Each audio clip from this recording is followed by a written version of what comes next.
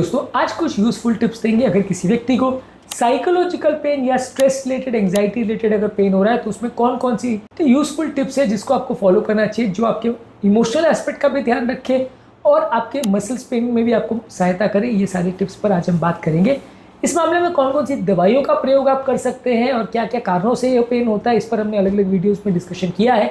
आज हम बात करेंगे कुछ यूजफुल टिप्स के बारे में जो इस तरह के पेशेंट्स के लिए मददगार साबित हो सकते हैं। टॉपिक पर जाने से पहले जो लोग हमारे चैनल पर नए हैं उन्हें रिक्वेस्ट करूंगा कि चैनल को सब्सक्राइब करें, वीडियोस को लाइक करें, शेयर करें, फॉलो करें, कमेंट करें, पूरा देखें। टॉपिक इंपॉर्टेंट है, एक्सक्लूसिव है, कहीं और नहीं मिलेगा, इसे एंड तक देखिएगा। चलिए शुरू करते हैं।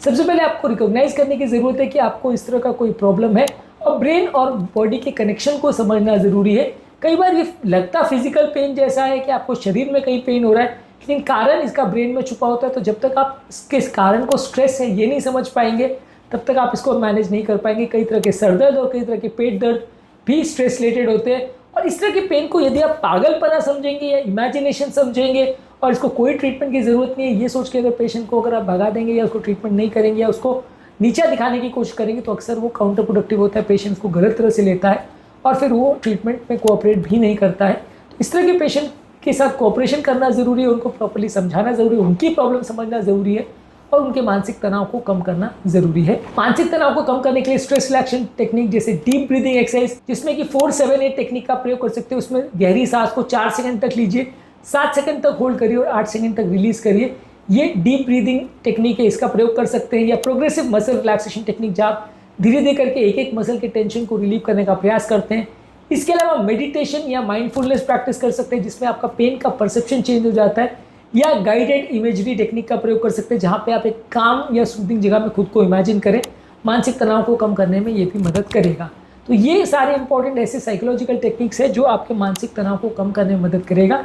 इसके अलावा लाइफस्टाइल स्ट्रेस कम करने के लिए आपको एक वर्क लाइफ बैलेंस स्ट्रेस करना पड़ेगा। बहुत ज़्यादा ज़रूरत से ज़्यादा काम, ओवरवर्क मत करिए।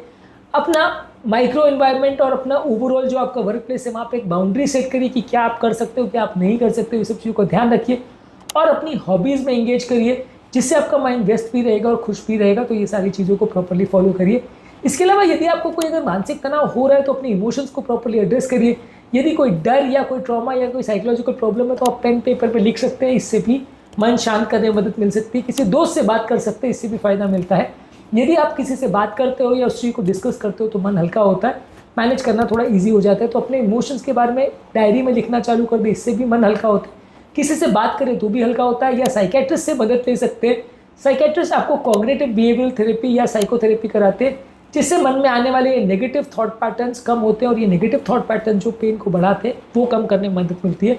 कुछ सपोर्ट ग्रुप्स भी आप बना सकते हैं, जहाँ पे कुछ व्हाट्सएप ग्रुप या इस तरह के ग्रुप बना सकते हैं, जहाँ इसी संबंधित या इसी तरह के लोगों से आप कलेक्शन कर सकते हैं, उनके साथ मिल सकते हैं और वो अपने एक्सपीरियंसेस आपस में शेयर कर सकते हैं, जिससे उनको प्रॉब्लम्स कंपैरेटिवली कम होगी और एक दूसरे से प्रॉब्लम शेयर करने में मन हल्का भी होगा, पेन भी कम होगा। कई बार इस तरह के सपोर्ट ग्रुप्स में एक दूसरे को यूजफुल टिप्स भी मिल जाती हैं कि किसी पर्टिकुलर पेशेंट को कोई पर्टिकुलर चीज़ से फ़ायदा हुआ तो दूसरा भी वो चीज़ का प्रयोग कर सकता है। इस मामले में कौन कौन सी नेचुरल रेमेडीज़ अच्छी हैं, कौन कौन से घरेलू नुस्खों से फ़ायदा होता है, कौन कौन सी दवाइयों से फ़ायदा होता है, इस पर हमने ऑलरेडी अलग अलग वीडियोज़ में बात करी है, वो वीडियोज़ को ज़रूर देख लीजिएगा। इसके अलावा नींद की क्वालिटी अच्छी होनी चाहिए। प्रॉपर स्लीप शेड्यूल को फॉलो करिए, जिसमें सोने का टाइम और उठने का टाइम फिक्स होना चाहिए। सोने से पहले मोबाइल स्क्रीन का बहुत ज़्यादा एक्सपोजर नहीं होना चाहिए। बेड टाइम का प्रॉपर रूटीन होना चाहिए, जिसमें आप गर्म पानी से स्नान करिए, रात को सोने से पहले किताबें पढ़िए, हर्बल टी का प्रयोग कर सकते हैं। ये सारी चीज़ आपकी नींद को इम्प्रूव करती हैं और माइंड में बहुत ज़्यादा विचार नहीं आने चाहिए। मन में आने वाले बहुत सारे विचारों को शांत करने का प्रयास करिए। स्लीप की क्वालिटी इंप्रूव करने के लिए और स्लीप हाइजीन के लिए क्या क्या चीज़ों को फॉलो कर सकते हैं, ये ऑलरेडी हमने काफ़ी वीडियोज़ में डिस्कस किया है। इस पर हमारे चैनल पर पूरी सीरीज़ अवेलेबल है। इसके अलावा जेंटल फिजिकल एक्टिविटी में एंगेज करिए, जहाँ पे आप वॉकिंग करिए। वॉकिंग एक लो इम्पैक्ट एक्सरसाइज है, जिसमें आपकी मसल का टोन और फिटनेस इंप्रूव रहती है और आपका वजन भी कम करती है। योगा या टाई ची एक चाइनीज़ डांस है जो कि आपकी फ्लेक्सिबिलिटी को इम्प्रूव करता है और मसल की फिटनेस को इम्प्रूव करता है, मसल स्ट्रेस को कम करता है। स्विमिंग करने से मसल का स्ट्रेस कम होता है, मसल टेंशन कम होता है और जॉइंट पर पड़ने वाला स्ट्रेस कम होता है। स्ट्रेचिंग एक्सरसाइज करने से मसल की टाइटनेस बेटर होती है।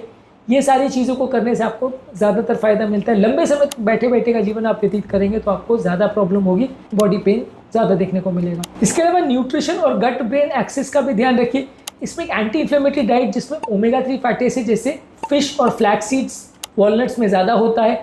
हल्दी, नट्स और हरी साग सब्जी को आप ज़्यादा लीजिए। प्रोसेस फूड प्रोडक्ट्स और शुगर वाली फूड प्रोडक्ट्स को ज़्यादा मत लीजिए। पानी ज़्यादा मात्रा में पीजिए और बॉडी में विटामिन डी, विटामिन B12 और मैग्नीशियम की कमी नहीं होनी चाहिए, इसका विशेष ध्यान रखिए। मसल पेन और साइकोलॉजिकल पेन के लिए क्या क्या खाने पीने में ध्यान रखना चाहिए, कौन कौन से न्यूट्रिएंट्स से फायदा होता है, इस पर हमने ऑलरेडी वीडियोस किए हैं। इसके अलावा नेगेटिव थॉट पैटर्न मन में नहीं आना चाहिए। मन में ये नहीं विचार आना चाहिए कि मैं कभी ठीक नहीं हो पाऊंगा, ये पेन जिंदगी भर रहने वाला है, ये पेन को मैं मैनेज नहीं कर पाऊंगा, धीरे धीरे करके ये पेन मेरी लाइफ ख़राब कर देगा, मसल ख़राब कर देगा, या कुछ बहुत ज़्यादा गलत हो गया है मेरी बॉडी के साथ। आपको अपने आप को ये समझाना है कि धीरे धीरे करके मैं इस पेन को कम कर लूँगा। मेरा माइंड और मेरी बॉडी कनेक्टेड है, एक मानसिक पेन है, जितना ज़्यादा मेरा माइंड पर कंट्रोल होगा उतना ही बॉडी का पेन चला जाएगा। ये सारी चीज़ों को करने से एक पॉजिटिव एटीट्यूड डेवलप होकर मसल पेन को कम करने में मदद मिलेगी। इसके अलावा पॉजिटिव चीज़ें बार बार करिए और नेगेटिव चीज़ों से फोकस दूर रखिए, इससे भी मसल पेन को कम करने में मदद मिलेगी। इसके अलावा मेडिसिन और ऑल्टरनेटिव थेरेपी का भी आप प्रयोग कर सकते हैं। डॉक्टर से मिलकर वो अलग अलग तरह की पेन किलर्स और एंटी डिप्रेसेंट और साइकोलॉजिकल मेडिसिन आपको दे सकते हैं, जिससे फ़ायदा मिलेगा। कौन कौन सी मेडिसिन इस मामले में मदद करती है उस पर हमने ऑलरेडी वीडियोज़ किए हैं। इसके अलावा ऑल्टरनेटिव थेरेपी में एक्यूपंक्चर, मसाज थेरेपी और बायोफीडबैक थेरेपी से भी आपके मसल पेन को कम करने में मदद मिलती है। एक्यूपंक्चर थेरेपी, मसाज थेरेपी और बायोफीडबैक थेरेपी पर ऑलरेडी हमने वीडियोस किए हैं, जो कि आप हमारे पेन वाले चैनल पर देख सकते हैं। तो बेसिकली यहाँ पे आपको फोकस करना है मानसिक तनाव को कम करने में, नींद अच्छी रखने में, मूवमेंट प्रॉब्लम्स को कम करने में और प्रॉपर न्यूट्रिशन पर ध्यान देने में। ये सारी चीज़ें करने से आपके ब्रेन में एक पॉजिटिविटी डेवलप होगी और पेन को कम करने में मदद मिलेगी। जितना ज़्यादा आपका माइंड स्ट्रेस फ्री होगा उतना इजीली आप अपने पेन को कंट्रोल कर पाओगे। तो साइकोलॉजिकल पेन का बेसिकली इलाज ब्रेन से ही होगा। जितना ज़्यादा आप ब्रेन को मैनेज कर पाओगे उतना पेन को भी मैनेज कर पाओगे। उम्मीद करूँगा कि आज के टॉपिक में कुछ नई बातें जानने को मिली होगी। आज के टॉपिक में हमने प्रयास करा कुछ इंपॉर्टेंट टिप्स आपको देने का जो साइकोसोमैटिक पेन के लिए मददगार होंगे। साइकोसोमैटिक पेन के लिए क्या करना चाहिए, क्या नहीं, क्या खाना चाहिए, क्या नहीं, और कौन सी दवाई लेनी चाहिए, कौन से घरेलू नुस्खे हैं, इस पर हमने ऑलरेडी काफ़ी वीडियोस की, पूरी सीरीज़ ज़रूर देख लीजिएगा। टॉपिक एंड करने से पहले जो लोग हमारे चैनल पर नए हैं उन्हें रिक्वेस्ट करूँगा कि चैनल को सब्सक्राइब करें, वीडियोज़ को लाइक करें, शेयर करें, फॉलो करें, कमेंट करें।